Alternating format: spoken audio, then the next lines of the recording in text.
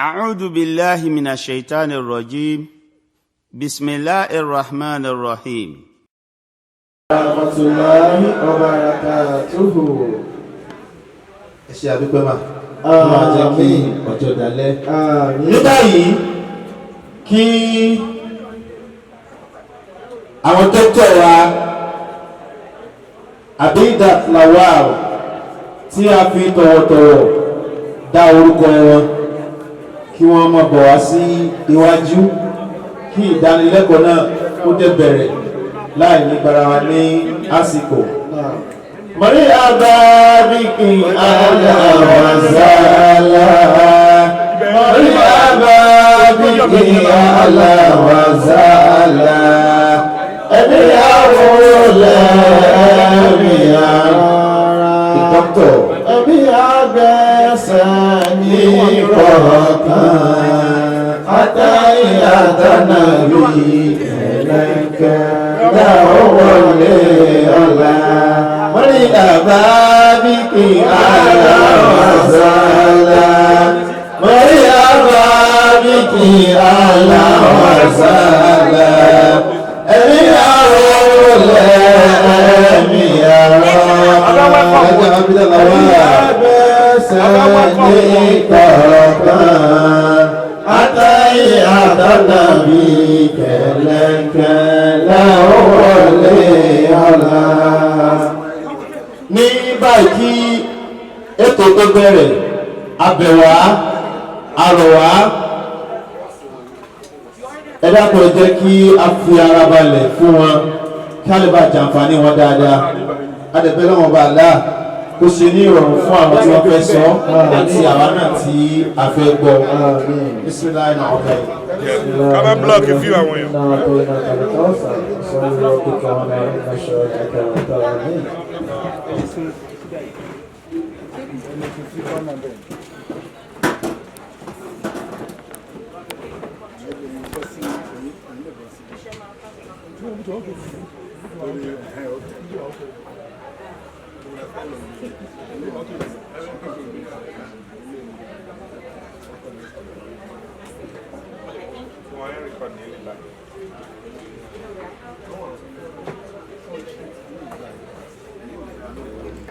Then you become a wife, right?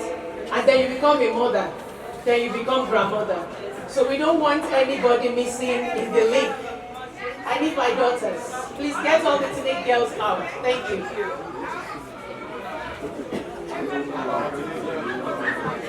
Yes.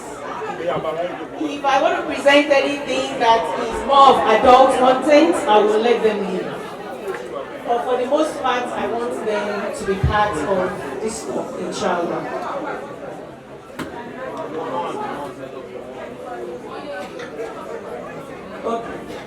Ẹ mọ̀ fi tọ̀wọ̀tọ̀wọ̀ kí àwọn àfáà wa, àwọn ìmáàmù wa, gbogbo àwọn onímọ̀ tó wà ní jókòó, ẹ̀yin màmá mi lọ́tùn lósì, ẹ̀yin ẹ̀gbọ́n mi àtẹ̀yin grandma, Ọlọ́run bá jẹ́ kẹfẹ́ fún wa. A kú ọrọ̀ àdínì, Ọlọ́run á gbà lẹ́sìn fún wa. Gbogbo ìta ìṣe yìí Ọlọ́run á jẹ́ ká wà níbi tó lérè. Ìta dáwọ́lé ní Women's Week yìí náà. Ọlọ́run wa lọ́wọ́ tó máa ń jẹ́ kí ìgbìyànjú ṣèyàn ní àǹfààní. Àbẹ̀ Ọlọ́run pé gbogbo ìta máa ń ṣe àti ìta máa gbọ́ àti ìta máa múlò lẹ́yìn ìgbà tá a bá kúrò nígbà yìí. A ṣe wá láǹfààní nílé ayé, a dẹ̀ ṣe wá láǹfààní lọ́jọ́ gbẹ̀ǹdẹ̀ àkẹ́ àmọ́.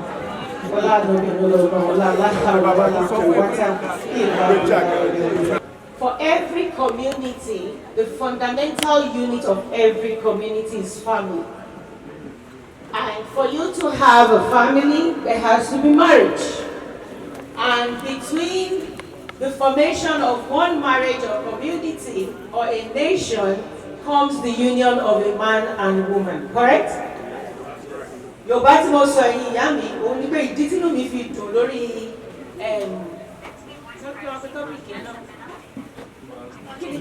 àkọlé ọ̀rọ̀ tèmi nígbà ọ̀rọ̀ ìgbéyàwó ni tá a fẹ́ bára wa sọ. Inú mi dùn nítorí pé èmi fún ara mi ọmọ ni ní ìyàwó dẹ̀ ní màmá ọmọ dẹ̀ ní. Torí náà èmi náà wà nínú ìgbéyàwó lọ́wọ́lọ́wọ́ báyìí. So mo lérò pé níbi tí mo ti ń sọ̀rọ̀ máa rọ́ra mi létí tó yẹ kémi náà máa ṣe gẹ́gẹ́ bí ojúṣe mi sí ọkọ mi. gẹ́gẹ́ bí àyè tó yẹ kí n máa wà bí ìyá, ipò tó yẹ kí n máa wà nínú àwùjọ àti nǹkan tó yẹ kémi náà máa ṣe gẹ́gẹ́ bí ọmọ sáwọn òbí mi kí gbogbo nǹkan tó ń jẹ́ ètò ìgbéyàwó àti ìgbésí máa bára wa lò nínú ìjọ wa kó lè máa lọ ní ètò ìlétò kó dẹ̀ lè máa lọ síwájú ní ti dáadáa. Ọlọ́run bá kó gbà ní ìpàdà fún wa. Gbogbo ìta bá sọ tó bá jẹ́ àìṣedédé níwájú Ọlọ́run kọ́lọ́run bá kó ṣe àforíjì fún wa. Èyí tó bá jẹ́ dáadáa kọ́lọ́run jẹ́ kó ṣe àǹfààní ju báwa ṣe gbọ́ lọ nílé ayé àtọjọ́ gbèǹdé àlùkìyámọ̀. Kọ́lọ́run máa wá ṣe wá ní ẹni tó máa gbọ́ tí ò ní mú lò. That being said, the topic, sustaining happiness in marriage. I want to say that we are going to discuss everything for today in accordance with the Sunnah and the Quran. That is the Sharia of Islam. This is because if you say you are a Muslim and you proclaim the Kalima, the only guideline, the only compass, the only GPS in your life is the Quran and the Sunnah, period. Any other thing outside of that, well, for as long as it does not contravene or contradict the Quran and the Sunnah, you're good. But if it says no, and it crosses that path, reject it. Because that's who we are as a Muslim. We don't follow societal validation or norms. We follow what Allah subhanahu wa ta'ala and His Rasulullah sallallahu alaihi wasallam has prescribed for us. Eba mi yobo anobi. So, sorry, whatever it's okay.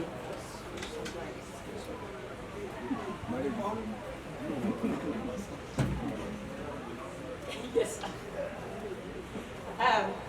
So let's break down the topic. Sustaining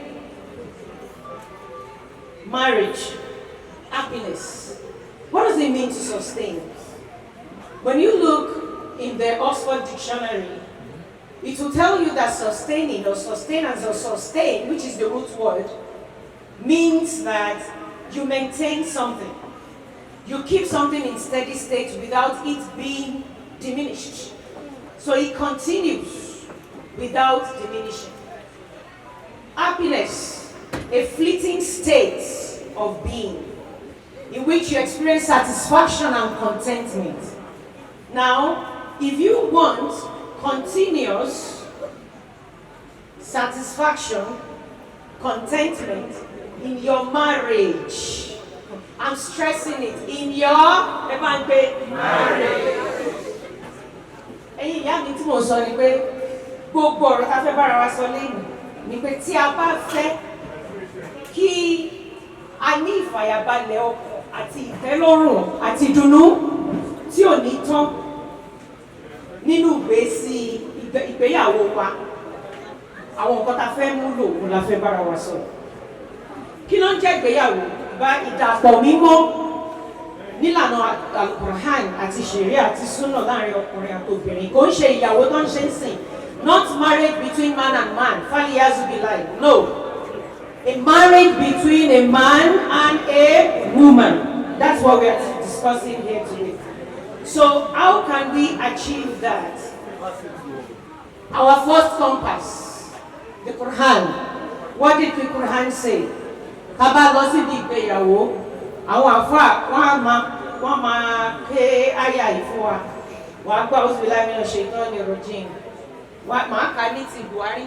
Wa min ayati an khalaqalakum min anfusikum azwajan litaskunu ilayha wa ja'ala bainakum mawaddatan wa rahmah. Inna fi dhalika laayatin liqawmin. Àwọn afáàtì bá mi parí, wọ́n ṣàlàyé takbir. Allahu Akbar. Ọ̀rọ̀ Al-Qur'an ni Ọlọ́run bá sọ pé, and among his signs is that he created for you from yourselves and your spouses that you may find tranquility. Very important. Ẹ bá mi mark word yẹn. What's the word? Tranquility in them. Sakina, thank you. Sakina. And he placed between you affection and mercy. Àwọn ẹlòmíì ní love and mercy. Ṣùgbọ́n àwọn àfáà ti fi yé wa pé kò sí ìtumọ̀ òyìnbó tó fẹ́ ṣe dọ́gbandọ́gba àbí déédéé tó máa túmọ̀ wádà lórí bó ṣe yẹ kó tu. Nítorí pé mọ̀ wádà ju ìfẹ́ lọ. Abẹ́ bẹ Ọlọ́run ọba kó ṣe mọ̀ wá dà fáàrin sí àárín àwa àtàwọn ìyàwó wa. Wàràhmà àánú kí ẹ náà tún tẹ̀lé. Indeed, in that are signs Ọlọ́run ọba sọ pé àmì ni eléyìí jẹ́ fún wa. Fún ẹni tó bá ṣe kí ni tí ó bá ń ṣe làákàyè, ẹni tó bá ń ronú. Àwọn ọ̀rọ̀ mẹ́ta tí mo fẹ́ ká dì mú. Ìdí ìwò gan-an lọ́nà fi sọ pé kí dàpọ̀ mímọ́ kó máa wà láàrin ọkọ àti ìyàwó. Number one, ká lè máa ní ìfàyàbalẹ̀ ọkàn láàrin ara, tranquility, sekina, ìyẹn àfà ṣé mò ń tu dáadáa? tó ọmọlékéwú ni mí o kódà mi tẹ̀ tí ìdán ọmọlékéwú tán pàápàá mo yìí ń gbìyànjú ni. ìkejì Ọlọ́run ní kó òun ṣe ọkọ àtìyàwó.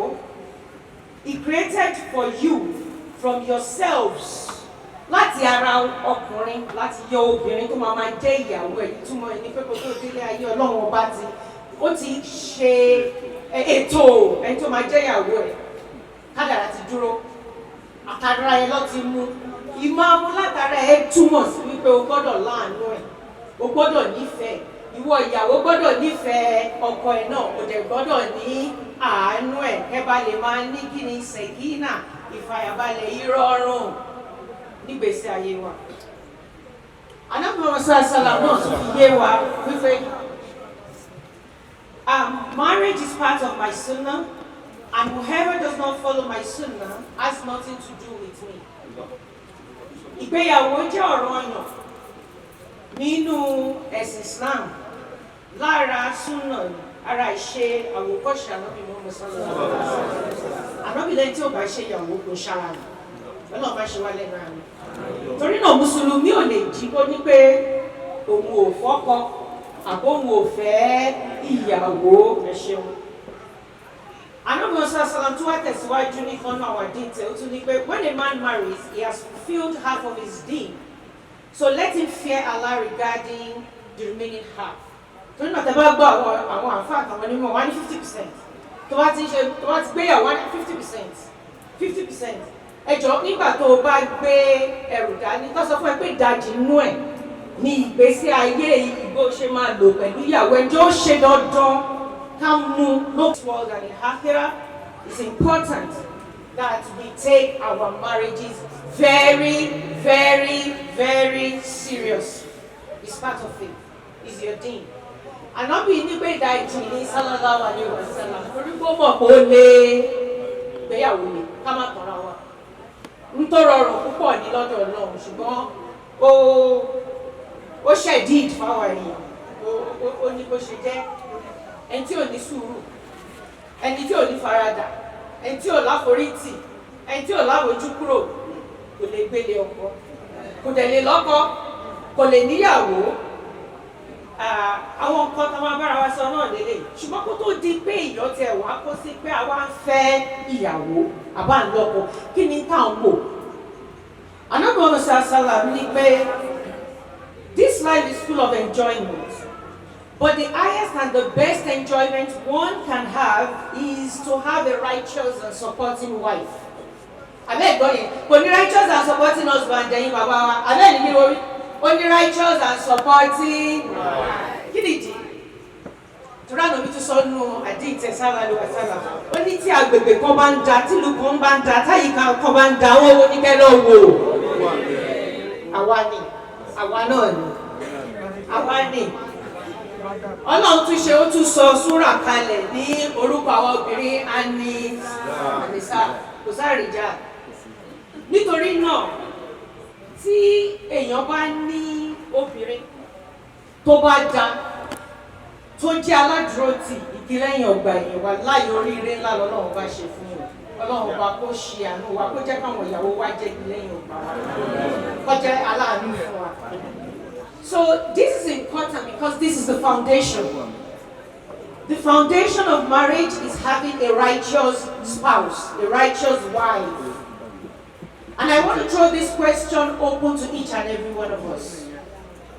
And it's a challenge for each and every one of us. We are in America. It is incumbent on all of us to make sure that our children marries a righteous spouse.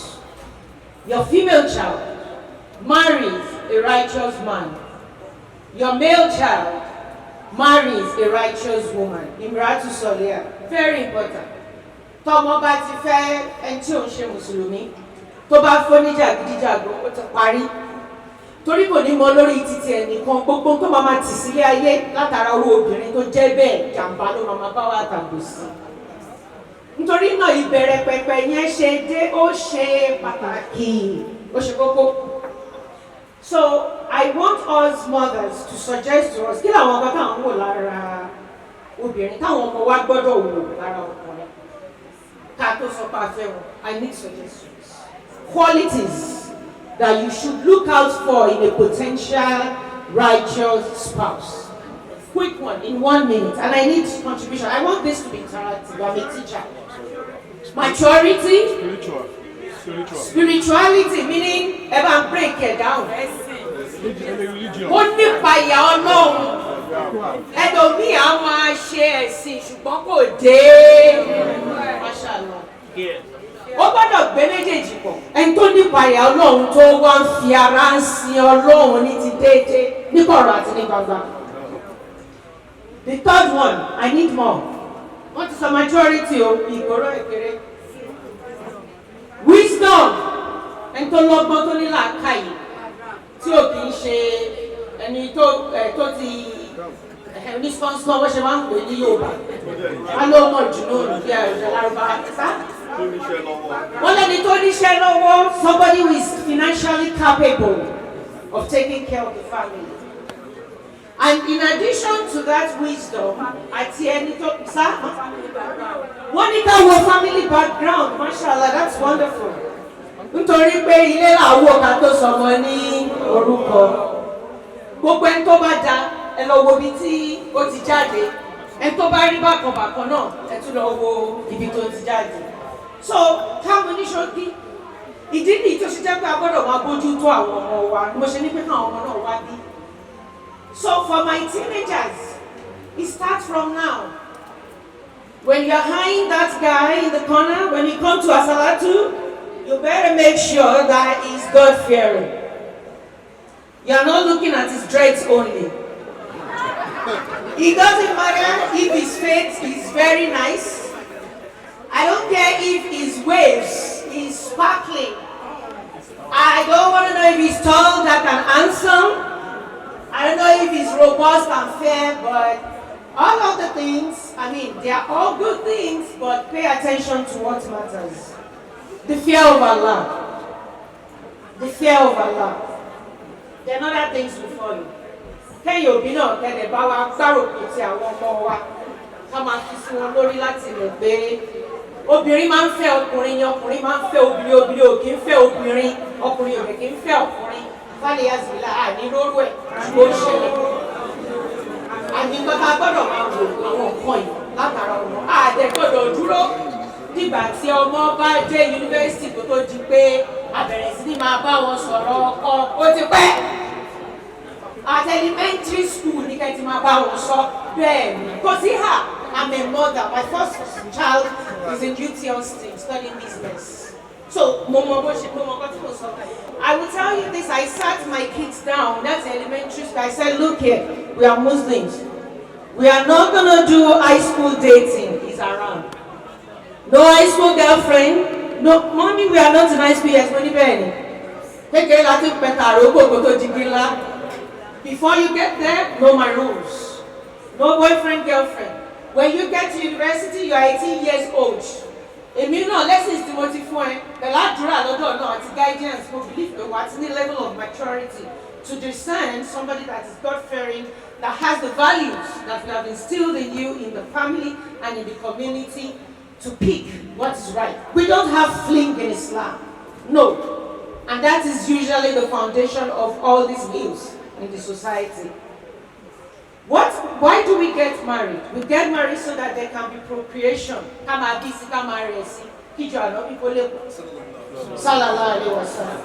When you get married, Allah subhanahu wa ta'ala said so that we can find sekina in ourselves, right? That's where you derive the companionship that supports your psychological well-being. tí gbogbo ẹ bá ń ṣe tó bá ti rí ìyàwó ara dẹ̀ ṣe kí ni àwalẹ̀. òun láì máa ń sọ pé téèyàn bá jákùn wá ní kí ló ń dúró ṣe lọ fẹ́ yàwó. Because your spouse will help you to calm down, to relax. It helps to have somebody to talk to discuss with, to share and rub minds with. When you coexist with a man in your home and a man coexists with a woman in the home, of course, in a legit marriage, I'm talking sooner now, no side gigs, no aristo, no olosho, whatever it is they call it in Nigeria. It sets expectation for love and support and acceptance. Because now I know I have somebody. I expect the man to love me. I expect the woman to love me. I expect the man to support my goals and ambitions, right? And I expect the woman as well, when I have set goals and ambitions or stuff to do or challenges, to be my pillar of support, which you are, with words of encouragement, with, giving me everything that I need to fire on, get all my 6 engines fired and fly, and reach beyond the sky. So in the process of you living with a woman, what happens? You will learn about the woman. The woman learns about you. Ìwà ọkọ náà àmọ́ ìyàwó. Ìwà kọ́ ọmọ pé ó máa ń họrun tẹ́lẹ̀ tí màmá ẹ̀kọ́ máa ń bójú kúrò. Ìgbà yẹn ló máa di pé Zainab Mani Aziz, mi ò lè sùn ó họrun náà. Babe, try to change position there, ó họrun. Mi họrun, mọ́mí ò lè bá sọ fún mi pé I'm telling you, ó họrun. That's how you know. Ìwọ tó máa da bàtà sílẹ̀ lẹ́nu ọ̀nà, ó tiẹ̀ mọ̀ pé bóyá bí kan ni wọ́n kó bàtà sí. Ó ti di pé honey, ṣé mo pé bí tí mo kó bàtà mi sí lánàá yẹn, ibẹ̀ ni mo fẹ́ kó bàtà ẹ sí, because mo bá park bàtà ní garage lánàá, mo tún bá kó kan nínú sitting room, mo rí belt ẹ nínú restroom. Can you put it in the right place, please? Aha, you are married now. Yeah, that's one. So this is how you discover yourself. And the woman will discover herself, the man will also discover herself, and both of you will discover each other. And kí ni ipò àti ìṣe àbójúṣe ọkùnrin àti obìnrin nínú ilé? Allah subhanahu wa ta'ala says, "Ar-rijalu qawwamuna 'ala an-nisa." Ọkùnrin òun ni olùdáàbòbò àti olùpèsè obìnrin ní inú ilé. Tí Alájà Ògìdọ̀ bá dùn látòkè délẹ̀, Alájà Ògìdọ̀ fẹ́ lè sọ pé owó mi ẹ̀ pa Ìjẹ̀bú lè mi. Ìjẹ̀ṣà ní owó mi ẹ̀ àbí owó mi ló pa. So that is what the man does. He provides, he spends, he protects the woman. And when he does that, the woman is expected to be a righteous woman, right? And submissive, kó gbọ́rọ̀ sọ́kọ ẹ̀ lẹ́nu, kó ṣọ́ntọ́ lọ́wọ́ ọba ti fi pamọ́. Meaning she has to be chaste, kò gbọ́dọ̀ jẹ́ oníṣìnà obìnrin. Ntọ́lọ́run fi pamọ́ sára ẹ̀ tẹ́lòmí ò gbọ́dọ̀ rí. Kò lẹ́tọ̀ọ́ fún obìnrin Mùsùlùmí kó wọṣọ kí gbogbo cleavage ẹ̀ wà níta. Gbé cleavage yẹn fún ọkọ ẹ ní inú ilé ló wà fún, kò sí fún gbogbo ọkùnrin tó wà níta. Kò ìyẹn ò sí nínú fashion, ó ń da lérú ni. Gbogbo àwọn fìtínà tó ń dá wàhálà alẹ́ káwọn ọkùnrin ọlọ́kùnrin máa wọ̀ ọ̀rìn òun nìyẹn. So this is important because when we understand the fundamentals of things that steers marriage, tó ń da lérú consciously or unconsciously, aṣọ ara wa, akóra wa níjànú, àtẹ̀lé ṣe nǹkan tó jẹ́ tó tọ́ àti tí ó tọ́. A máa gbé yẹ̀wò báwo ni Ànábì Mùsá sálà ṣe báwọn ìyàwó ẹ̀. Love stories of Rasulullah sallallahu I chose two. Khadija radiallahu ta'ala anha and Aisha. These two marriages are generally the love of Rasulullah sallallahu his marriage is based on love, trust, and mutual respect. What do I mean by love? My girls out there, when we say love, we mean romantic love. You know what I'm saying? You're gonna take me on a date. He gives me red roses. We go for dinner dates. Gonna light the candles. Oh yeah? you do all those, but that is romantic love. That is not compatible on a long term with marriage. That's the truth. You will have doses of that in marriage, but it's not what you're going to do on a daily basis, because life will present its own challenges. So you have to have what is called genuine, authentic love for your spouses. What does this mean? It means that a love, a type of love that you have, that is not based on erotic feeling. Just, oh, my worship will be yeah, oh, power. Abi, yeah, that is just satisfying lustful desires. It is not that enduring love that keeps the home. The enduring love that keeps the home means you have to recognize that you have to consciously make the choice to extend yourself beyond your comfort zone, to nurture yourself and nurture your spouse. It's spiritual growth, it's physical growth, it's emotional wellness. You have to be caring. Ọkùnrin gbọ́dọ̀ wà sensitive sí ìyàwó ẹ̀. You have to be compassionate and affectionate to your wife. Obìnrin náà, ó gbọ́dọ̀ lè wojú ọgbọ́n ẹ̀ kó sọ pé, Daddy Aziz, kí ló dé tójú yín rí báyìí? Kí lẹ̀ ń fẹ́? Báwo ni kí n gbómi tútù wá ni? Ẹ fẹ́ kí n gbá màlà léná? Àbí ṣé bẹ́ẹ̀ sì tẹ́lẹ̀ láìpẹ́ ni? Ṣé kí n change AC? Ṣé bí iṣẹ́ ni? Tọkùnrin bá ti ń gbà ń kó at least èèyàn kan tẹ̀ rí mi pé ojú mi kọ́rẹ́ lọ́wọ́. Ọkùnrin náà á tún lè wò ìyàwó ẹ̀, kí ló wá jẹ́ tójú ẹ̀ ṣùgbọ́n àbáwọn ọmọ tó ń gbé lọ lé kéwú àti náìtì tí ń tiẹ̀. Ok, ọ̀la má lọ bì kankan. Jẹ́ kí mi bá gbé wọn lọ. Kó tó dé, màá ti ṣe bẹ́ẹ̀lẹ̀ jẹ́. Kò jẹun kó bọ́ sí tó máa sọ tó sí mi. Ìfẹ́ nìyẹn, because you see beyond the ordinary. You don't wait for her to tell you, "Bongu no," before you say no. Your love for your wife should, you should be conscious enough, be aware that something is not going right. And you are only going to be aware when you pay attention. We need you to pay attention to us, our men. I will direct it to you. When you come, where we come from home, the only thing we know how to do as men is to make money. Bowo, tẹ́bá ti throw owó ti parí kò tán bẹ́ẹ̀ o. Mi ò ní Stephen tó ń wa mọ́tò fún mi bí o. Mi ò ní Elizabeth tó ń dáná fún mi kitchen o. Mi ò ní chauffeur tó ń gbọ́mọ mi láti school o. Èmi ni o. Èmi yìí ni lecturer. Èmi ni scientist. Èmi ni cook. Èmi ni washer. Èmi máa fọ mọ́tò. Èmi máa gbọ́mọ. Ó wá dé wá sọ pé ojú mi kọrẹ lọ. Ojú mi á kọrẹ lọ́wọ́ náà. Ẹ̀yin náà ràn wá lọ́wọ́. Kẹ́bà lè get the best out of us. Rasulullah Sallam married Khadija, who happened to be older than Rasulullah Sallam, 25 years. Kí because 15 years, but Rasulullah Sallam was with her for 25 years, 10 years trading with her, and then the rest 15 years marriage. Then the marriage lasted for another, I think, 10 years or so. So it's correct me. I know it's 10 years, it has 15-10 ratio. I don't know if it's trading for 15, married for 10 years or so. But one job out for 25 years, right? And that's the longest marriage. But what am I bringing out here? Taba sọ pé alówó, Khadija alówó ju Ànábì Muhammad sallallahu alaihi wasallam. Àmọ́ tẹríba fọ́kọ pẹ̀lú ẹ̀. Khadija also was older than the husband. You know, tá bá dàgbà jọ kọ wa lọ kò ní ká má tẹríba, àbí ká má ṣojúṣe wa, àbí ká má nífẹ̀ẹ́ sí ọkọ. Khadija was the first to accept Islam. Trust. Nítorí pé Khadija ó nífẹ̀ẹ́ Ànábì sallallahu alaihi wasallam. Ó dẹ̀ gbàgbọ́ nínú ìròyìn ayọ̀, the message tí Ànábì Muhammad sallallahu alaihi wasallam mú wá.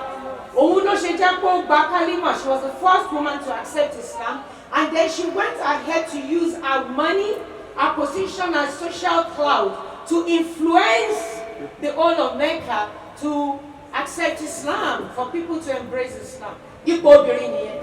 Nta bá fẹ́ ṣe a máa ń fi gbogbo ara ṣe ni. And that is why it's important that we embrace, the spirit of Khadija in our homes. that we are inspired by the faith of Khadija, by her resilience, by her perseverance and selflessness. The second thing is Aisha. I chose Aisha because of the romance. In Islam, there is nothing stops us from having romantic expressions with our wives. Rasulullah will put Aisha on her shoulder and make her watch fights or sports. And you know, like, we were sorry, Kaka, we were 180 pounds.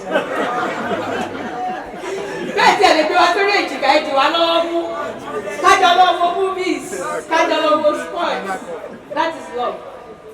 The Prophet will eat with Aisha in the same plate, if any. In fact, he will go to the extent, according to the hadith, that when Aisha drinks from a vessel, Rasulullah will look for that part where her lips mark on the vessel, and he will put his lip on top of that mark of the lip and drink from it. Takbirullah. Oru suna tí mo fẹ́ kẹ́ ṣe fún wa ni. Ẹ máa ṣọ́ bí tí èdè wa máa wà, ẹ máa lé mú kiri. Ó wà important. Àjọ jẹun, àjọ ṣe. She was very young. Age difference, Aisha àti Ànábì Sallallahu Alaihi Wasallam. And that helped because she had a lot of energy and she was intellectually capable. So it takes, mommy, money, wisdom. It takes wisdom. It takes intellectual capability to support your marriage.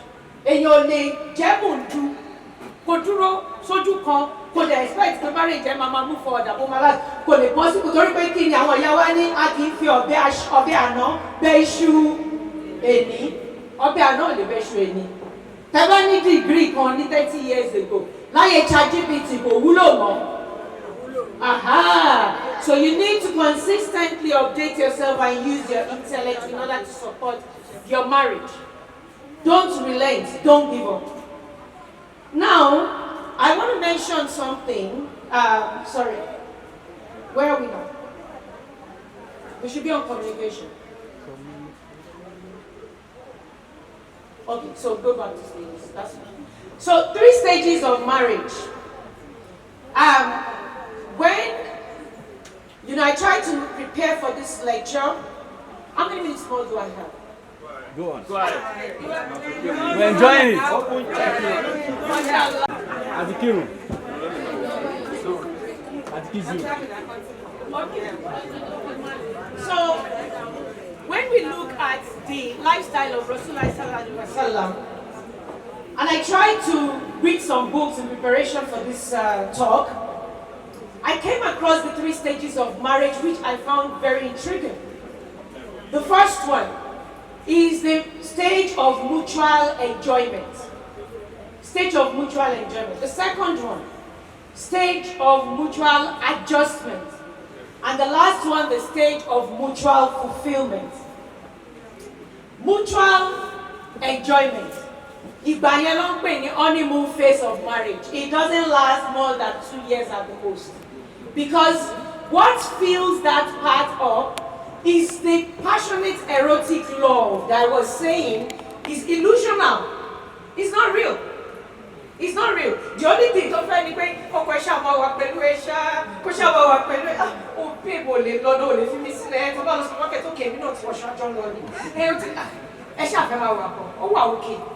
you do that in the first 3 months, 6 months, 1 year. Reality is setting.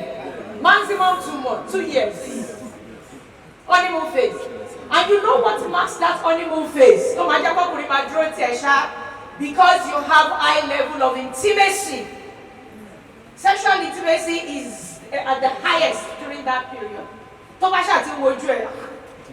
You know what I'm saying now? You know what I'm saying? Oh no, I'm so cooking my worry, what's no perfume. Okay, that's fine.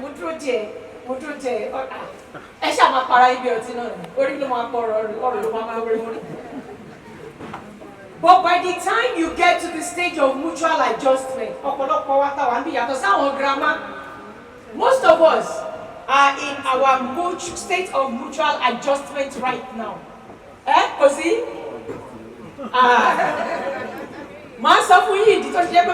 The state of mutual adjustment. We are mostly in the phase of 2nd year of our marriage, 3rd year, 10th year, 5th year, 15 years, 20 years. You are still adjusting.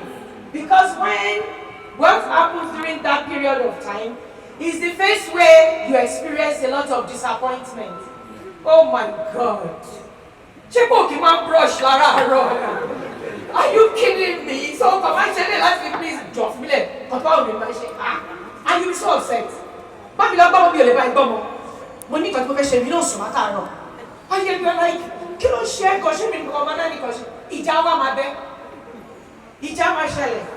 argument you want to tiro poko e ma wa pẹ̀lú ẹ 247 ó di pé díẹ̀ I'm sorry I got to go for a project I'm going to Spain tomorrow ó dé láti Spain I need to be in Virginia ó dé láti Virginia my boss just told me to go to Italy and you are going crazy am I even going to see this guy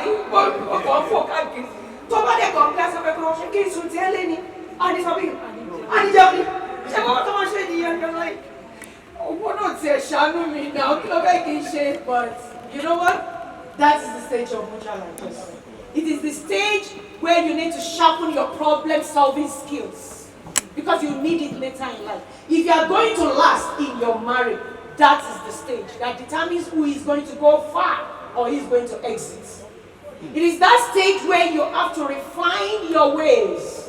It's that stage where you have to exemplify mutual respect. When you have to give full thoughts and consciousness to everything you want to do. Chop up in my life here, right? But okay, till you want PAT, then this will go right. Ha, babe, okay, Kadija, this will no something you travel. No something you buy shit. But you know what? Our boys in Baba lady said, I got a Baba, and then was around what I mo fẹ́ gbé àwọn ọmọ ẹ̀ máa lé àtàwọn agbábọ̀ o ní láti mọ̀ Arsenal àti Chelsea play àwọn àti lọ́wọ́ yẹn tán ọ̀rọ̀ mi lè máa wọ ẹtì you know what I'm saying and then you are going nuts it's at that stage tí ìyá ọkọ máa sọ pé oh my God ìyàwó ẹ ara mi ò yá kó wá wò mí and you are saying ṣé o ṣàlàyé fún wọn pé àwọn ọmọ ẹ sick láti jọ ẹ ni báwo mo ṣe fẹ́ gbé àwọn ọmọ tí mo máa tọ́jú wọn náà mo tún máa lọ́wọ́ màmá and the man is telling you pé tó o bá lọ wò yá mi ilé agbóná ọmọ ẹ and you are like in soup is just the reality ẹjọ ẹni tí mo bá sọ ìtí ò bá ṣẹlẹ̀ sí kó náwó sókè that's the stage of mutual adjustment. So it's important that at this time that you have changing character. Your life is changing, your finances is changing. Ọmọ ti kúrò lórí 0 ti dayọ̀ kó ti di méjì ó di mẹ́ta ó di mẹ́rin owó dékè ti lọ sókè. You know, àwọn ọ̀rẹ́ kọ́kọ́ òkì kó tẹ́lẹ̀ tó pọ́tẹ̀ ti gbaṣẹ́ 6 figure ó ti change clout àwọn ọ̀rẹ́. Òun náà ti di pé wọ́n ti bá fẹ́ jáde àwọn aṣọ eléyìí ò bá gbà mọ́ ojú wọn bá mi wá àwọn Senegalese tó gbégbé Nàìjíríà. Kọ́ wá mi fi fìlà àwọn Haúsá yẹn sí kó match kí lè bá àwọn boys tó. Ọdún gba alẹ́ ìtò wọ̀ yìí wà òkè babe alẹ́ ìtò sọ yẹ kọ́ là ń sọ àwọn boys ẹ̀ aláwọ̀ boys senator làwọn boys wọ́n sí i tó bá ṣe máa rán wọn tó bá bá mi ṣe lé you know so friendship comes in-laws comes in all other concerns start coming in ìyàwó náà máa lọ sí school lọ́ọ̀ tí mo ṣe ní Nàìjíríà kò tá ń bí báyìí mo ní láti lọ sí nursing school ó wá di pé ìyàwó lọ sí nursing school kò tí ẹ̀ rí ẹgbẹ́ mi ń pa ẹ́ mọ́ ìjà wa ń bẹ ábìdá ògbó jẹ sórí tébù fún project mo lásàbẹ̀tì tó dìú kò bá sọ jẹ kò sí kankan mọ́ so this is the stage but whatever it is that we need to learn from here is that if you manage your stage of mutual adjustment very well you will naturally gravitate and progress to mutual fulfillment. Because the experiences you gain and gather during your mutual adjustment, you'll be able to use it at the stage of mutual fulfillment when you become a veteran like our mama grandma wa. Tó bá jọjọ́ ìyàwó tó bìrì bá ń kọ ẹ ṣé bàbá mi tẹ jẹ́ kí n dúró tẹrù mi àbáwọ̀ ṣe máa ń kọrin yẹn ó ṣe tó jẹ́ kí n dúró tẹrù mi ọ̀rọ̀ kúnú ẹ̀ torí ẹni tó ti lu ọkọ̀ mutual adjustment yìí tó lù ú là òun ló máa kọrin pé ó ṣe ọkọ mi tó jẹ́ kí n dúró ti ẹrù mi. So this is why it's important for us to navigate this part very well. The way to survive mutual adjustment is communication. Communication. What do I mean by communication? You want to talk in a way to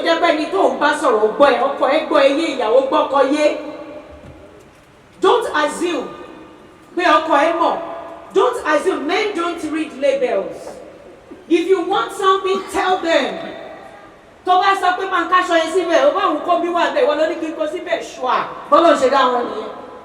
Àfi tó bá ní bá mi wo bẹ́ẹ̀ tó bí bá wà ń bẹ̀ o kọ́kọ́ nù kó tó bá ń káṣọ sí àhá.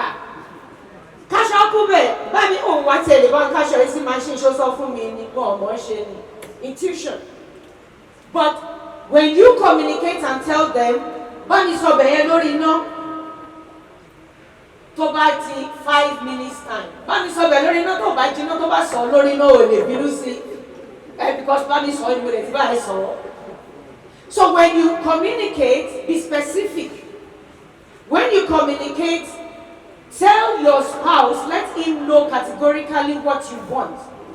And you say it at the right time, in the best way. Watch the mood. I always say something. Koto sọ pé o gbé jókòó, o fẹ́ máa bọ́kọ ẹ sọ̀rọ̀ ṣàdúrà. Kó ba lè bá àyè tó dá lára ọkọ ẹ. Torí ìwọ ọ̀tọ̀ nìkan tí wọ́n ń rò ọ̀tọ̀ nìkan tó ń rò. That is where dua will come. When we are having communication, it's important for us to pay attention to one thing during this period of turbulence, which is what people want to go through.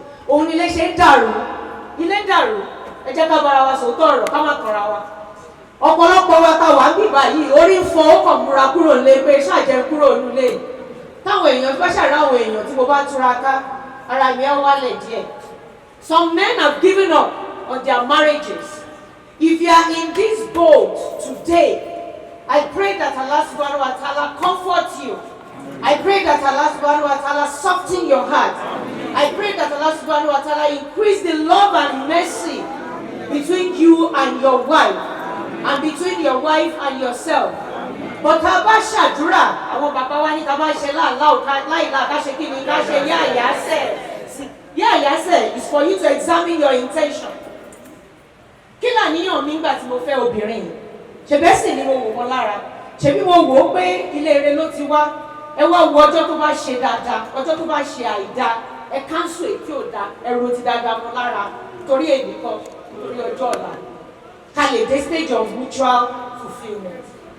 Ṣùgbọ́n kó tó ní kó cancel ẹ sọ̀rọ̀ alágbọ̀ọ́yé. Bá sọ̀rọ̀ kóun náà bá ẹ sọ̀rọ̀ kẹ́ ṣàlàyé kí ni common grounds. And when you are doing that, if you want to fight your spouse or complain, pay attention to something that you don't come from the same background. Ọmọ ọlọ́pàá tó fẹ́ ọmọ civilian kò lè dàbí torí òun regimented lifestyle ló ṣe onítàn tí gbọ́dọ̀ kúrò lé onítàn tí gbọ́dọ̀ ṣùgbọ́n òwò tó jẹ́ pé èmi àti ẹ bọ́sítọ̀ odòṣòdì ní bàbá bá débẹ̀ náà ni àwọn kan tó máa fàjà nílé nìyẹn.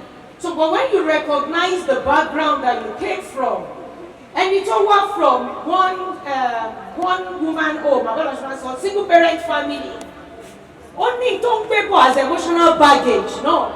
When you recognize that, you can take care of your spouse adequately.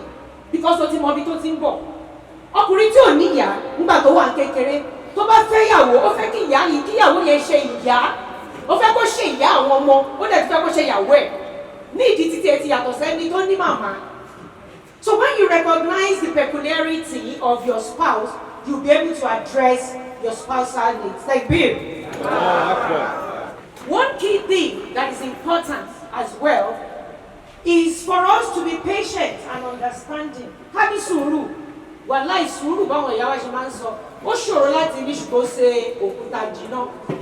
If you are patient, bóyá nǹkan tó sọ tó rò pé nǹkan míì tó bá fún láyè láti ṣàlàyé á tún sọ wàá lè clarify pé kò mí ìyẹn bó ṣe sọ n tí ò bá wá fa kẹ mú inú ilé kẹ dàrú kí gbogbo inú ilé kó di gbàgbó kí ẹyẹ 911 máa pè wá àwa di pé ká ní mo dẹ̀ ti mọ̀ pé nǹkan tó mí nìyẹn ìjà ò bá dẹ̀ ti máa bẹ̀ o ká ló dẹ̀ ti sọ ní ìbá bá ti rí báyìí so ká ṣe sùúrù.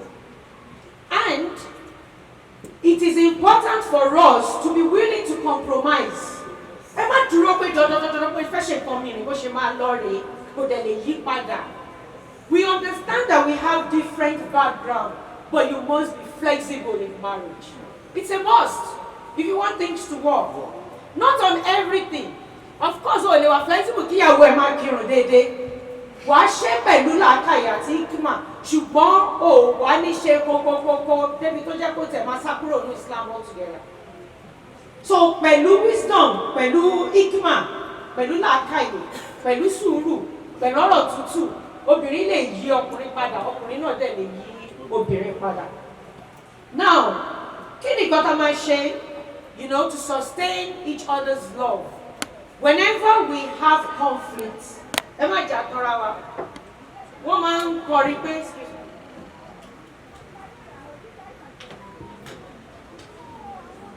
wọ́n máa ń kọrin bóyá òbí bóyá sọ̀ni ló kọrin yẹn pé kò lè ṣe kíjà má wà o. Tíjà bá ti dé ṣe ló yẹ ká ẹṣẹ́ yìí ìyá mi kò lè ṣe kíjà má wà o. Báwo la ṣe máa parí ìjà yìí tíjà máa wà? Torí ìjà máa wà. Àìnífẹ̀ẹ́ ara ẹni òun là ìmájà o. Tẹ́ bá nífẹ̀ẹ́ ara yín dénúdénú ìjà máa wà. Because you are not just going to be comfortable seeing things go wrong. You will talk. If you are not happy with something, you will talk. That is how you know that your spouse loves you. Tá bá complain pé sí ilé kò ṣe pé àfẹ́kẹ́ lọ mówó wálé àfẹ́kẹ́ èèyàn fara mọ́ wa ní abẹ́ ní kí ni mo wí. Ẹ ṣé. So conflict resolution. The first stage in conflict resolution is active listening. Active listening. Wọ́n sọ fún mi pé ó ṣe kíní kan, mo ní kó ṣe kíní. Gbogbo bó ṣe ń sọ̀rọ̀. Àwọn àǹtí orí fóònù lọ́wọ́ àtọ̀ ń flip Instagram àti kíní ọkọ ní sọ pé oh my God. Ṣé mi ní sí fi ń ta fóònù? Èmi náà ní kúrò àfi ń ta fóònù. Èmi ló fi wọ Nollywood. Ó máa di gbàgbós fẹ́ lómi. Fẹ́ni tí ò bá mọ bó ṣe manage anger. Active listening. When your spouse is talking to you about something that is important to them, drop everything. Drop it. Drop it. Because you know what? It is half of your faith. If it works, you are going to produce the next generation of Nasfat members that will sit here tomorrow. Tí kò bá dá àlè rẹ̀ tó máa jókòó bí. Ayé tá ń jẹ, àǹfààní tá ń jẹ làwọn ìyá wa tó láforítì tó ní faradà. Èmi lè bá yín sọ̀rọ̀ ń sìn nítorí pé mo lọ́kọ. Tó o bá lọ́kọ àwọn tó jókòó sílẹ̀ tó wọn ní ẹni máa dáṣọ fún un. Ọ̀rẹ́ ẹ̀ lọ́ máa kọ́kọ́ wù àwọn táwọn ọmọ bá ṣe ń ṣe wọ́n gbé spíkà sẹ́nu ẹlòmíà workout. Nítorí náà a gbọ́dọ̀ jẹ́ àwòkọ́ṣe rere. Drop it. Listen to your husband. Listen to your wife. We want our husband to listen to us. Ṣé tó pa obìnrin kú láyé yìí? Ju pé kó máa sọ hey kọ́kọ́ ẹ máa sọ z. Kó máa sọ̀rọ̀ pé àwọn ọmọ yìí ń ṣe bákan. Kí wọ́n wá sọ pé ṣe bí wọ́n náà ni wọ́n lò tọ́ wọn dáadáa. Àjọ bí wọn ni àjọ máa tọ́ wọn ni. Ara mi ò yá lọ sí hospital. Mo mọ̀ pé hospital ló yẹ kí n lọ ṣùgbọ́n mo lọ́kọ̀. Mo ṣe ń ṣàlàyé fún ẹ bí mo ṣe máa rìn. Ní tí mo fẹ́ kó sọ fún mi kí ó da pẹ̀lẹ́ jà. Kí ló fẹ́ ká ṣe báyìí? Ṣé o máa lọ rí OB/GYN àbí general practice ló fẹ́ lọ rí? Time wo ló fẹ́ lọ? Ṣo fẹ́ take the time off ni? You are listening because now you are stepping into her shoes. You are putting yourself in a position. You are feeling her pain. You are wearing her body of emotion and feeling her pulse. Gbogbo obìnrin tó bá rí fọkùnrin ṣe bẹ́ẹ̀ yẹn fóun, a máa nífẹ̀ẹ́ báyìí. Kí lẹ̀ sọ? Tó bá sọ pé tẹ̀lé ni, àmúere, tó bá ní kó fò, á ní ìyẹn dà kó wọ́n fly. Why? Because mo rí èèyàn tó gbọ́ tèmi. Mo rẹ́ni tó wojú mi nígbà tá à ń sọ̀rọ̀. So we need somebody that will listen actively. Àwọn obìnrin àtàwọn ọkùnrin náà tíjà bá wà, we should guard our tongue. Obì, ọ̀rọ̀ ló ń yọ obì lápò, òun náà ló ń yọ idà lápò. Tá bá ń jà, ká má ṣe wọ̀lọ̀wọ̀lọ̀ ká sọ tí ò yẹ ká sọ, àlọ́mọ sàlám níbi tíjà bá wà. Do this, move away, sit down if you are standing, drink water, sleep. Ẹ jẹ́ ká mú súnà lò, káyé wa kó ba lè tò, kó ba lè lárinrin. Other than that, when you are hungry or when there is conflict, it's important that you deal with the hunger proactively. What do I mean? Ẹ má sún síwájú. Inú bí ẹ wá sún síwájú wá sọ pé má kàn máa wò ń tèmi. Ó ti dá, ó ti parí.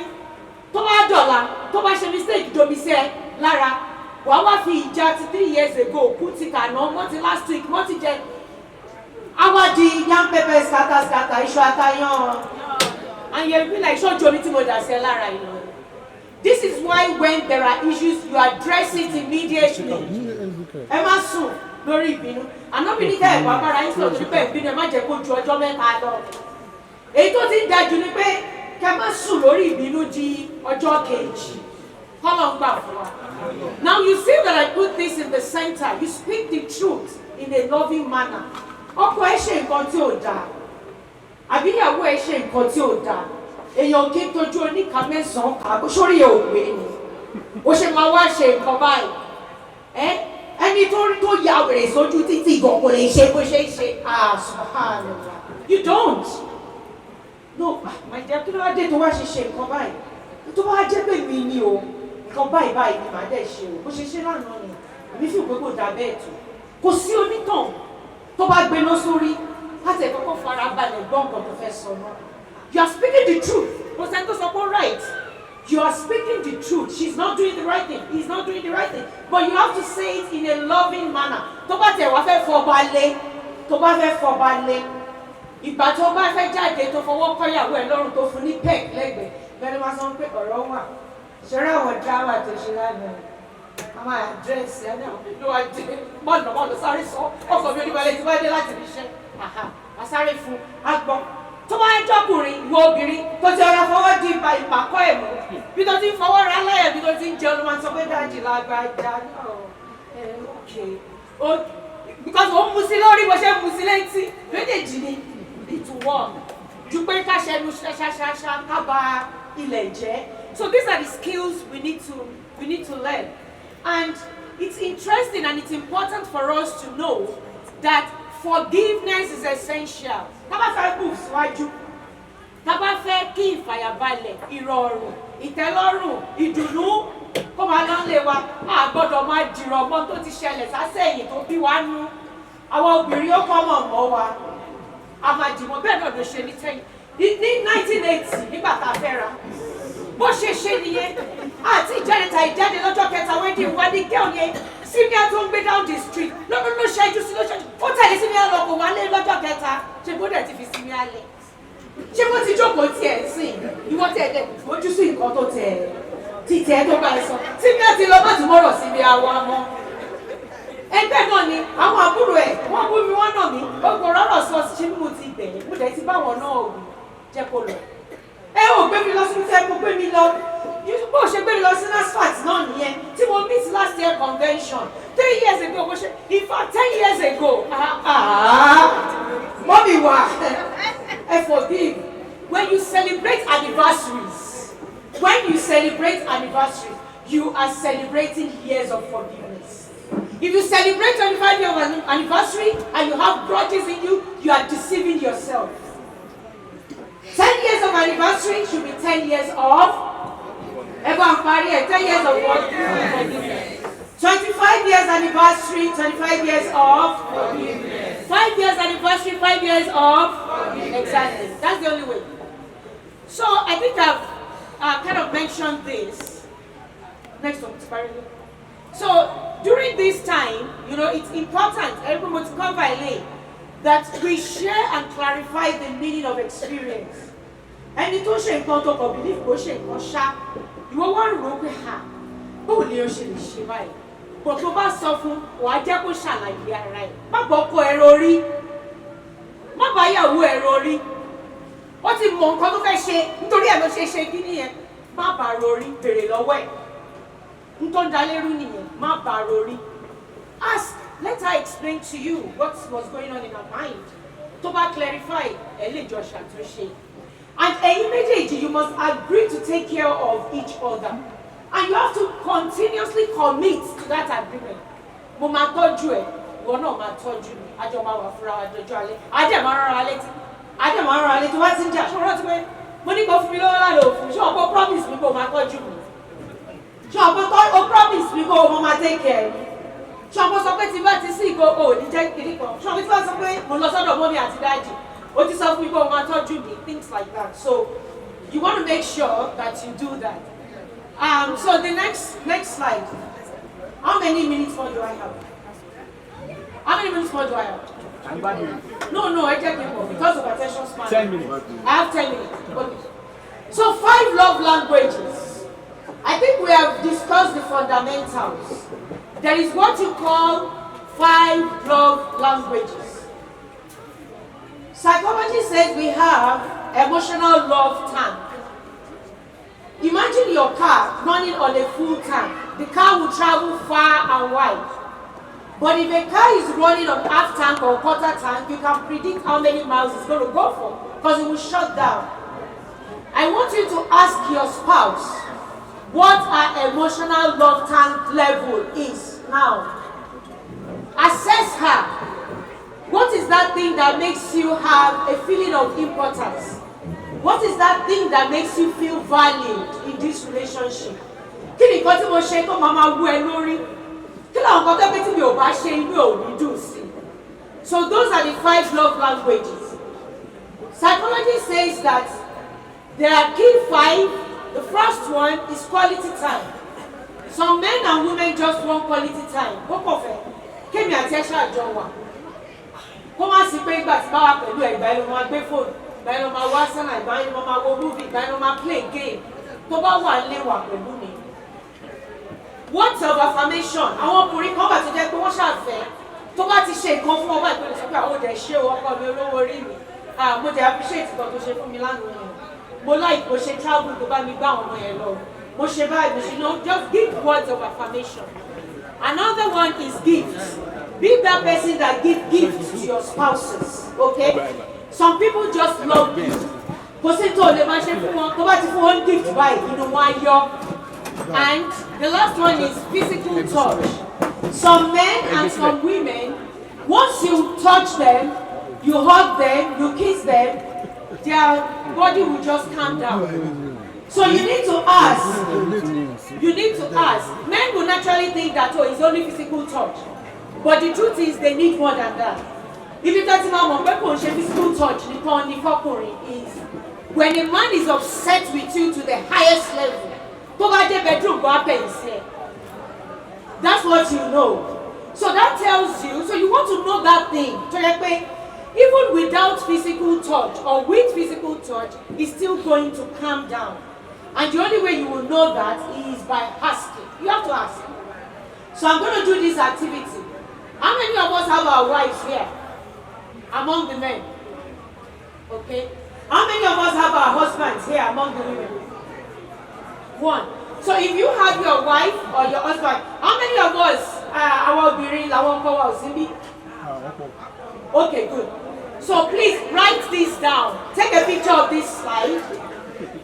I need everybody to take a picture of this slide. I want you to discuss this slide at home with your husband and ask your husband, what is your love language?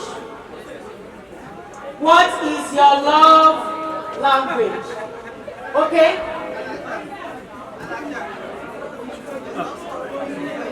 Huh? Free quiz. Okay. So there is a free quiz online for love language. Hey. Determine your love language. Ẹ má fi ṣeré o, because tí ìgbéyàwó bá dùn, àwùjọ á dùn o. Àwọn nǹkan kéékèèké yìí ló ń da lérú àwọn nǹkan tó dẹ̀ máa ń tolé nìyẹn. Ẹ take a picture. Kẹ́bẹ̀rẹ̀. Mo máa ṣe ẹ̀nàwó yín sókè. Promise nìyẹn o, ó ti di àmọ́ náà, you have to do it. Ask your wife, what is her love language? Ẹ̀yin obìnrin, Women's Week la pè o. I need all the women. If you are going to do this assignment, ask your husband what his love language is. Please raise up your hand. I need you to raise up your hand. Because somebody can come to bẹ̀rẹ̀ lọ́wọ́ ọkọ ẹ̀. What is love language? Women. Women. If you are going to ask your husband what his love language is, please raise up your hand. Okay, thank you. Let's move forward. Now this part is very, very important. I want us to pray consistently for our spouse. Àdúrà ló máa ń gbà, agbára ò kì í gbà. Orí òun ni àwọn ọkọ. Ìyàwó ni ọrùn tó ń gbé orí dúró. The dua that we need to make, that's in the Quran, that we should endeavor to make all the time, is Rabbana atina min azwajina wa dhurriyyatina qurrata a'yunin waj'alna lil muttaqina imama. Ká máa ṣe ní gbogbo ìgbà, k'Ọlọ́run rọ àwọn ọkọ wa, kó ṣe wọ́n pé tá bá ti rí wọn kínú wa máa yọ, kínú wa máa dùn. It's very important. It's important that we have integrity in our marriages. Why? Because tí a bá kàn focus lórí àti máa ṣe dáadáa, ìgbéyàwó a máa dùn, a máa lárinrin. Ẹ jọ̀ọ́, ariwo yẹn ti ń pọ̀ jù o. Ariwo yẹn ti ń pọ̀ jù. We are about to finish. I understand that our attention span is short and I'm almost getting to the end of the lecture. If we need 5 minutes, I will be out of here. Next slide. Now, I've mentioned something briefly about social media. This is an important point. Social media is destroying homes. Please check with your husband. Check with your husband his comfort level with social media. Ọkùnrin èmi orí social media ló ti ń jẹun o, tó bá jẹ́ YouTuber. Ẹlòmíì orí TikTok ló ti ń mówó wálé. Ìyàwó gbọ́dọ̀ understand bẹ́ẹ̀. Ẹ̀jẹ̀ gbọ́dọ̀ ní mutual respect. Nǹkan wo ló lè post síbẹ̀, nǹkan wo ló lè post. Èmi àti oníjà kó wá gbé sórí social media. It's important. Nǹkan kan gbayé kan sìn, àwọn obìnrin mo fẹ́ ká fetí sílẹ̀ ká gbọ́. Hello women, we are distracted and I need everybody to listen to this. Whenever you want to know if there is crisis in a home, go to people's WhatsApp profile. Status. They put out their affairs on WhatsApp status. Kí ló dé? Ṣé ká bá ti parí ọjà lọ ẹ̀ máa lọ gbé sórí status? Òun bọ́ ọkọ̀ ìjà wà lọ pòwe sórí status. Kí ló dé? Òun bá yàwó ìjà ò lọ gbé sórí Facebook. Kí lẹ̀ ń fà? Ìyá àwọn ọmọ ẹ̀. Bó tẹ̀ ń ṣe ìyá àwọn ọmọ ẹ̀, it's still your wife. Be careful. Níta bá ti bàjẹ́ kò ṣe é túnṣe. Níta èèyàn fẹ́ túnṣe ló ń rọrùn. Àti tún nǹkan tó ti bàjẹ́ ṣe, ó tún rọrùn púpọ̀ jù. So we need to be very, very careful. Men go on social media, women go on social media and look at women tó wà níwòwò. Wàá wá máa fi ẹ máa compare ìyàwó ẹ nínú ilé, àwọn obìnrin ẹgbẹ́ ẹ báyìí lọ ṣe ń ṣe. Don't forget that before people go on social media, they show the best version of themselves. It's not real. It's fake. It's fake. Wọ́n máa ṣe makeup, wọ́n máa ṣe gbá, wọ́n máa ṣàwo. Kò jọra wọn. Àwa tá wà nínú ilé àyàtọ̀. The same thing. Obìnrin náà ní bẹ́ẹ̀ dájú lágbájá wà á jẹ́ máa fẹ́ gẹ̀, á máa fẹ́ gẹ̀. Àwọn ọkùnrin bí ẹgbẹ́ ẹ, brand new BMW ló ń fún ìyàwó wọn lórí social media. Ó mọ ní ló ti rówó ẹ̀, yóò tẹ̀ mọ̀ bóyá ó polówó ọjà fún BMW ni kò ṣe fi ṣe stunt. It's possible. Ó mọ bóyá yahoo boy ni, bóyá YouTuber ọmọ kiri ni tó ń jalè. Ẹ má compare ọkọ pẹ̀lú ìyàwó pẹ̀lú nǹkan tẹ́ rí lórí social media. This, what I'm saying now, destroys a lot of hope very fast. People fight with their wives. And why fight with their husband? Because the husband does not post happy birthday on Facebook. Are you kidding me? And tó on Facebook, tó mọ bó ṣe ń jẹ, bó ṣe ń mu. Facebook gan ló rọrùn fún ara ẹ̀ gan létí. Pé birthday lágbájá lélẹ̀ tó fi kí ẹ kó mọ̀. But Facebook bí ìbò ẹ̀ ló tó rò pé jẹ́ kí lágbájá. Ó wá sọ pé gbogbo àwọn ọmọ class, gbogbo àwọn ọmọ kìíní kan ló ti kí mi kò kí mi. Come on, be real. So these are the things that we need to know our limits and for us to pay attention to what is important. We need to start doing things together. Because whenever we don't have shared activities, verbal communication will break down in the home. What do we need to do together in order for our marriage to work stronger and for it to be better? Kakirupo, Kashadrapo. A family that prays together stays together. Pray together. And eat together too. Àwọn obìnrin àtàwọn ọkùnrin tó bá fẹ́ ṣàdúrà fún ìyàwó ẹ̀ tó bá ti gbé ìyàwó ẹ̀ wà tó sì gbóhùn sókè Ọlọ́run bá mi ṣàánú ìyá alágbájá bá mi ṣàánú ìyàwó mi inú àwọn adùn ní pé yẹ ọkọ mi ṣàdúrà fún. Àwọn obìnrin gan ni wọ́n náà fi kàrámọ̀ sí tó bá ṣàdúrà láàárọ̀ tó bá ṣàdúrà lóru tó bá yára rí pé bàbá alágbájá ń bọ̀ tó bá tẹ̀ ti gbàgbé tẹ́lẹ̀ ya ṣe rábà láti náà ṣàánú mi ọkọ mi tó ń jáde jẹ́ kó wọlé láyàtọ̀ láti ọ̀fẹ́ ìfàlùwárìkà sí ẹ̀ka. Bọ́bá ti pẹ́ tó bá fèkì á ti rí fèkì dáadáa ti rí nìyẹn. The more you fake good things, the more it becomes part of you. That is a good one to fake. Pray for your husband all the time. Pray for Allah to safeguard him because wàhálà pọ̀ ní gbòòrò. Pray for Allah to safeguard your wife too because wàhálà pọ̀ ń gbòòrò. Àwọn Latisha pọ̀, àwọn Kelsey pọ̀, àwọn ọkùnrin wá dẹ̀ da, àwa là mọ̀. Tá bá wò gbòòrò, àwọn ọkùnrin wá da, wà láì yẹ sí mo fọlọ́wọ́ bá ṣèlérí. Àwọn ọkùnrin wá dáa. Ọlọ́run kẹwàá pẹ̀lú àwọn ọkùnrin tó dáa. Àwa la gbọ́dọ̀ ṣojúṣe wa láti mórí wọn wálẹ̀ to get the best version of them. So other things that we need to do is that we go to the gym and they just walk in the park. About close, I take a walk in the park. It's therapeutic. You can go do sports together. I lọ sí gym.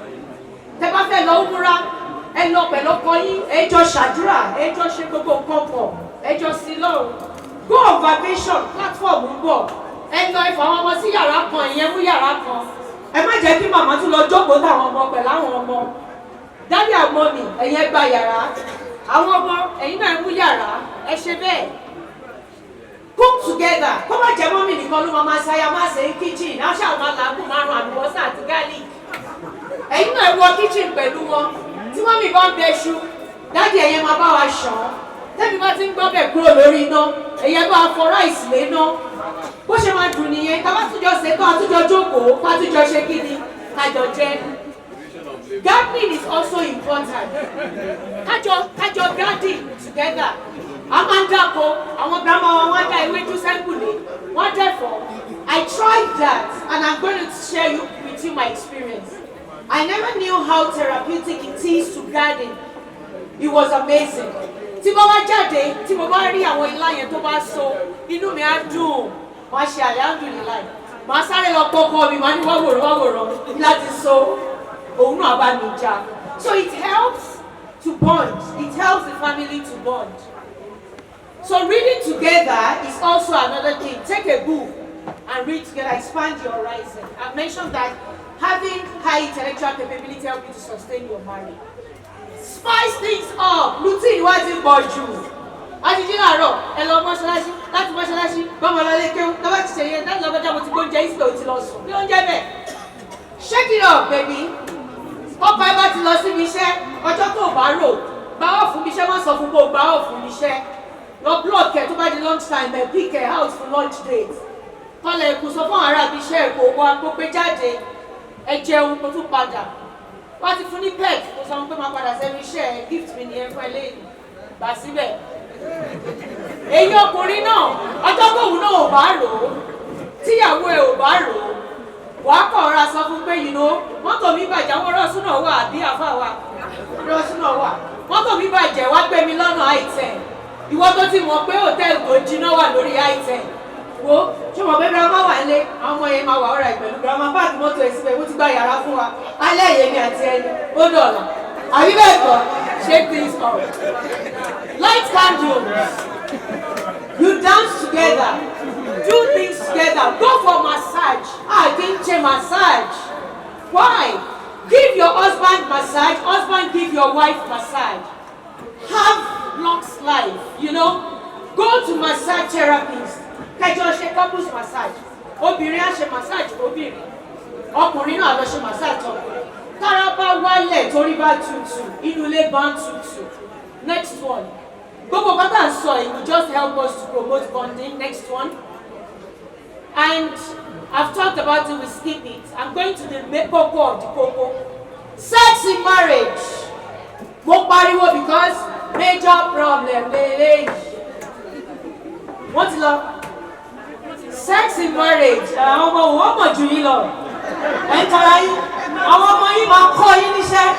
Ben, I deal with teenagers. Everybody knows me. When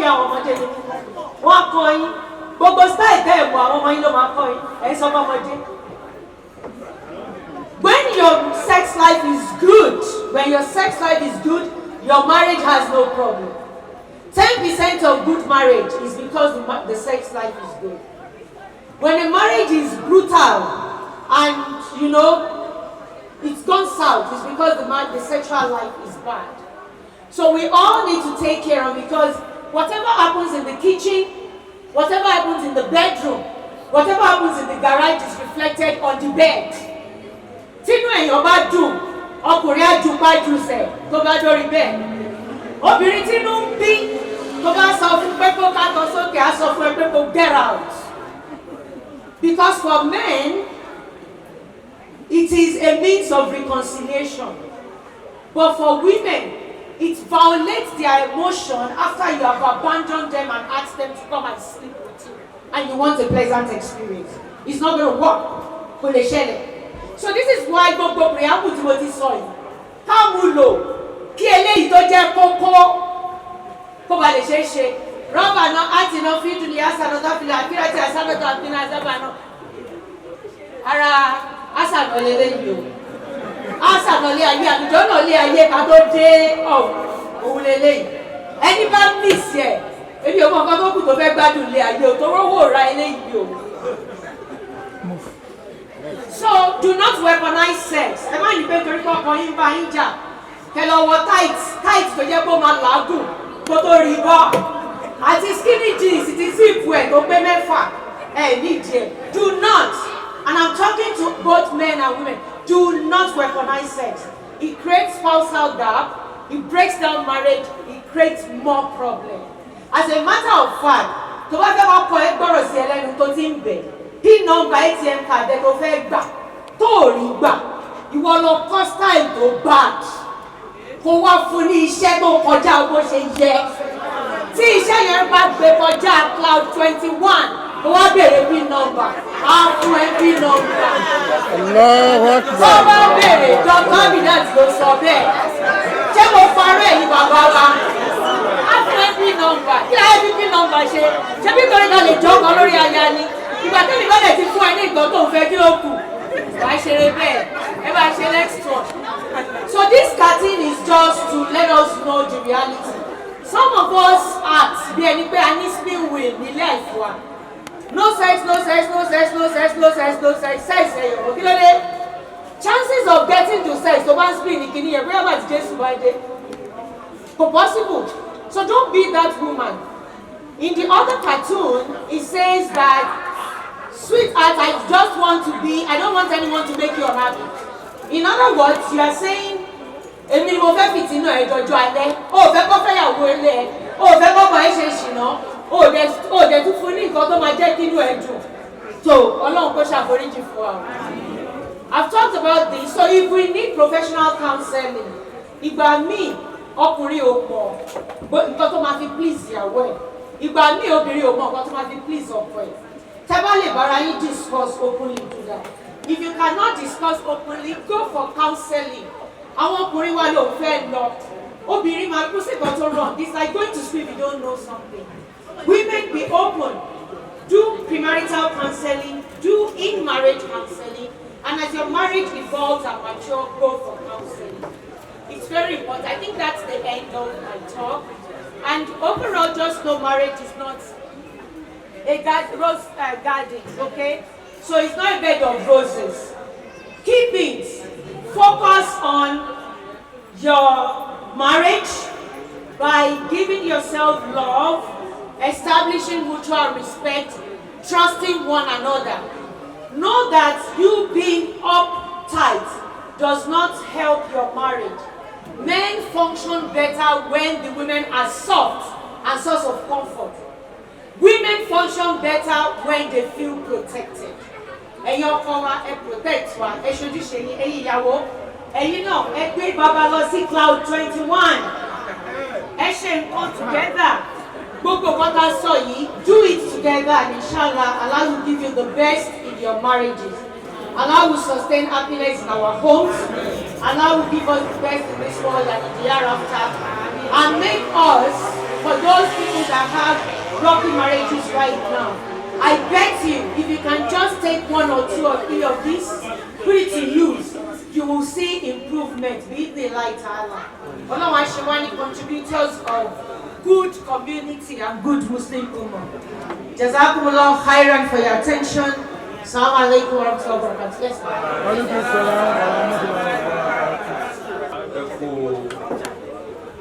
ẹ ṣe máa gbádùn gbogbo bẹ́ẹ̀ kọ́ tó kù tí fẹ́ kẹ́ bá wa ẹ ti sọ ọ́nà bẹ̀ ẹ bá àdìẹ fún àwọn ìyàwó wa wọn lẹ́rìí go in time nínú ẹ̀rẹ́ tó máa ń fa bí kí ẹ ṣèyàwó yín kẹ́ máa bẹ̀ ẹ lè wà lẹ́nu ẹ̀ ọ̀sẹ̀ kan ọ̀sẹ̀ méjì tó kọ́ wọ̀ 90% ọ̀pọ̀ bí ẹ máa jọ kí ọlọ́run ó lè máa fẹ́ tọ̀wọ̀ ọkùnrin kànú ọ̀gá kí ló dé àti bẹ̀ lórí ọ̀rọ̀ yìí àti bẹ̀ lórí ọ̀rọ̀ yìí ọkọ̀ máa máa ń bẹ̀ so fún wa ẹ bá wa ó pẹ̀lú ọ̀gẹ́gẹ́sí mẹ́rin wà ló pẹ́lẹ́ rẹ̀ pẹ̀lú ọ̀dẹ́ wọn lẹ́rìí so that's the problem. ẹ̀yin náà ti sọ ọlọ́run jẹ́ ká sọ̀rọ̀ tán ọlọ́run pátápá aláforíjì ká bá fẹ́ kájúra àwa máa gbà àwa náà gbọ́dọ̀ lè ṣe àforíjì. ẹ jọ̀ọ́ mo fẹ́ ká nǹkan tí bàbá wa sọ yìí mo kàn fẹ́ ká rántí nǹkan kan mo kàn fẹ́ ká rántí gbogbo wa.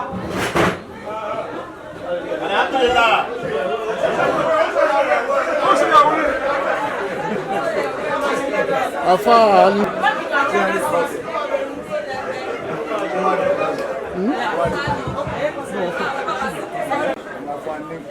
So mo fẹ́ ká máa rántí yẹn níwọ̀n ọgbà tó bá ti jẹ́ pẹ́lẹ́ rárá ni wá ó di dandan a máa ṣe ara wa so kẹjẹ́ ká jọ àwa obìnrin àtẹnumọ́ kẹjẹ́ ká jáwọ́ ká try láti reduce nature obìnrin ká ṣàforíjì let's try to let go when we say we forgive just let go tọ́ba ti wá foríjì ẹ let go the same thing ọkùnrin náà ẹ̀yin náà ẹ let go it's both ways ọlọ́run àfà ẹni ọdún kò sí.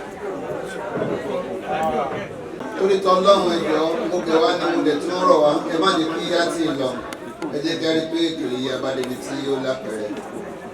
Dr.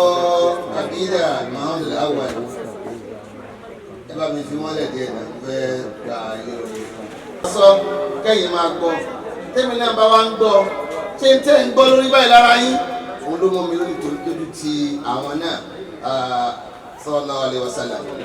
Dr. Abida Mahmoud Awal bí wàá sí náà ṣe ń lọ lọ́wọ́ bẹ́ẹ̀ ni ẹ mọ̀ inspiration máa wà ó pọ̀ tó wá bọ̀ tí ìfẹ́ kó gùn bọ̀ inshallah máa kọ́ síwájú sí ilé orin yìí wá fún mi pé àbùkí bí kọ́lí bí walam yajri damu aminale aini bima asma'a ọkàn mi sunkún bẹ́ẹ̀ lómi ò jẹ́wọ́ lójú mi. Sikini bima qata'at bima udu illati tashrahuha bi hikmati. Nígbà tí àwọn ọ̀rọ̀ náà ń bọ́ lẹ́nu yẹn ẹ̀mú sì ń wọ ẹnu yẹn bí ẹni tí ń wọ ọ̀bẹ yẹn wá ń gé gbogbo nǹkan ẹnu ọ̀rọ̀ kí ni wọ́n fẹ́ mẹ́nu bàtà ẹ wo tọ́pìkì tí wọ́n fọ́ sí wẹ́wẹ́ pẹ̀lú làákàyè. Kúlù mari lílí ustazati ṣokòrà wá tú ìpadà pé kúlù mari lídọ̀kùtúrà ti ṣokòrà ẹ bá ń dúpẹ́ fún jazallahu bima a'taytina fahama. Olúwa bá wa san ilé ẹ̀san olóore pẹ̀lú tẹ́ gbé kalẹ̀ fún wa pẹ̀lú àgbọ́yé tó lágbára. Lam tas'alni bísímì lẹ́tì arafat. Ẹ má wulẹ̀ bí wípé kí lórúkọ rẹ o. Inna umman dájúdájú ìyá ni. wàbí tán obìnrin obìnrin ẹ má lè rìn ẹ̀dùn báyìí lọ. wà òkútán àbí ìdàtàn wọ́n tún wá jẹ́ obìnrin ọmọ ìyá ẹ̀sìn tí ń jẹ́ àbídà olùsílọ̀ lóbìnrin. Allahumma tawwil umuraha bil ilmi wal huda. Olúwa díkà mi yá ikú o pẹ̀lú ọ̀nà àmà àti àgbọ́yé ẹ̀sìn. Jazallahu khairan wa usrataha al-kurama. Right ní kí ni mo wà máa kọ́ ọ̀rọ̀ right kọjá máa dẹ̀ forúkọ mi sí máa fi lè yín lọ́wọ́ inshallah ẹ ṣe gan. Inú mi dùn gan o this kind of program ẹ máa bá wa gbé kalẹ̀ bó jẹ́ ẹ̀kan lóṣù ni o bó jẹ́ ẹ̀kan lóṣù mẹ́ta ni o ẹ jọ̀ọ́ àwọn ọkùnrin a ní ìdí ẹ o ẹ dá wa dọ̀bálẹ̀ ẹ fún wa nígbà.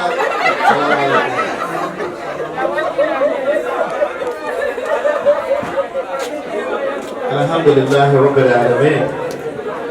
A ti fi ọ̀rọ̀ mísọ́nà wa kí guest lecturer wa fún tèmi kí Ọlọ́run bá san wọ́n ní ẹ̀san tí ó pọ̀. Fún àǹfààní àwọn tí a bá ní ìbéèrè nítorí àsìkò wa ẹ dákun torí Ọlọ́run.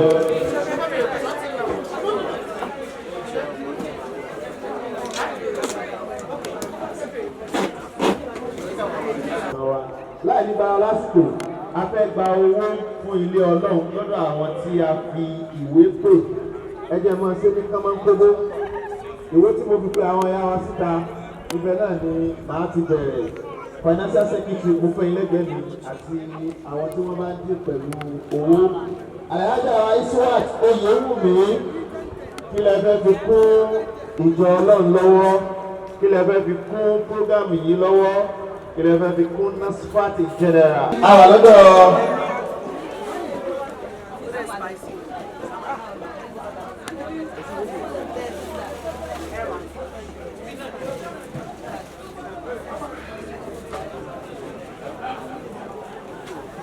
alájà Ghaniyat wọ́n ti fi owó lẹ̀ Ọlọ́run tó máa fi ọ̀pọ̀lọpọ̀ wàlá ilá ilá. Alájà Níkẹ́ Abbas alájà Adéníkẹ́ Abbas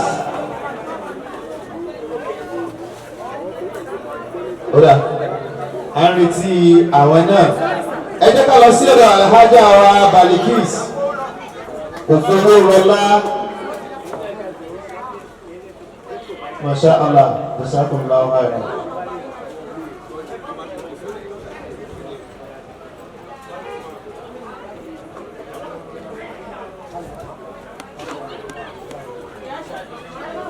Onanas, Ọlọ́run fi ọ̀pọ̀rọ̀pọ̀. Alhaja wa Latifat Jokumba wọ́n ti fi envelope yìí jíṣẹ́ o. Ọlọ́run kó bá fi ọ̀pọ̀rọ̀pọ̀.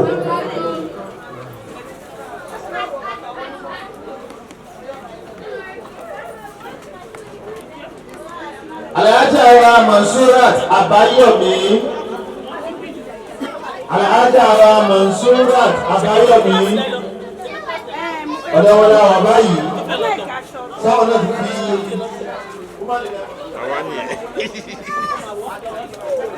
Alhaja Mansurat.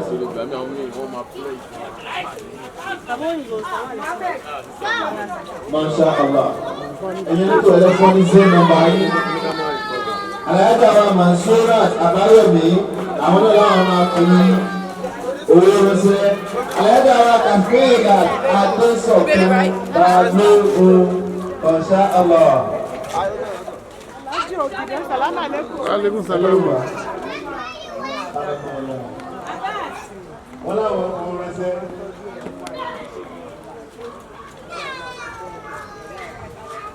Alhaja wa Adéyẹmí.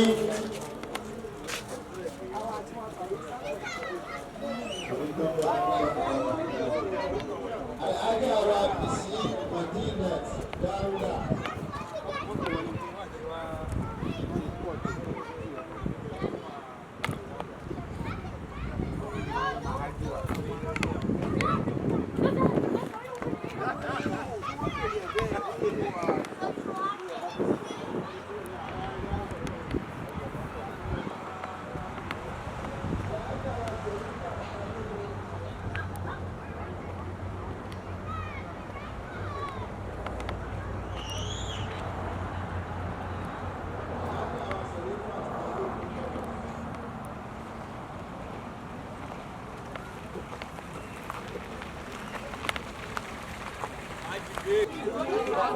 Ìgbẹ́fẹ́ fi ìjókòó yìí lọ́wọ́.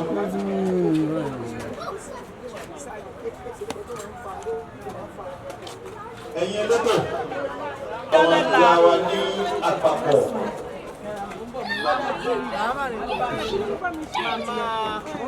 Yes, ma. Èmi ìfẹ́, sábà lẹ́kùn mi ìfẹ́ sọ̀rọ̀. Lẹ́yìn ibi tí mo jókòó sílẹ̀ yẹn. Sàlámà lè fún bàbá mi. Yes, ma.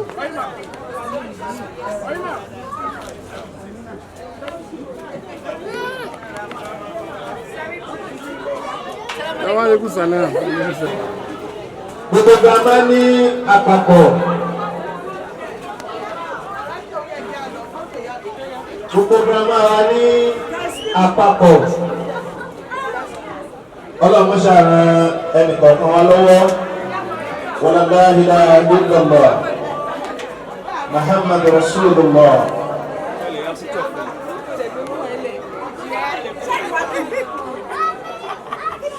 إن كان رزقنا في كتابك أو في سماوات الأرض يأتي به الله إلى التي تهاجر يا ربنا يا إلهنا ويا سيدنا يا مولانا يا نصرنا يا حفيظنا يا قديرنا يا دليلنا يا مقيسنا يا حبيبنا يا الله يا الله يا رحمن يا رحيم يا واسع يا شكور يا مجيب يا متكبر يا من يا منى يا بديع السماوات والارض يا لمن هدى ولمن نسي الفاتحه بسم الله الرحمن الرحيم الحمد لله رب العالمين الرحمن الرحيم مالك يوم الدين إياك نعبد وإياك نستعين اهدنا صراط المستقيم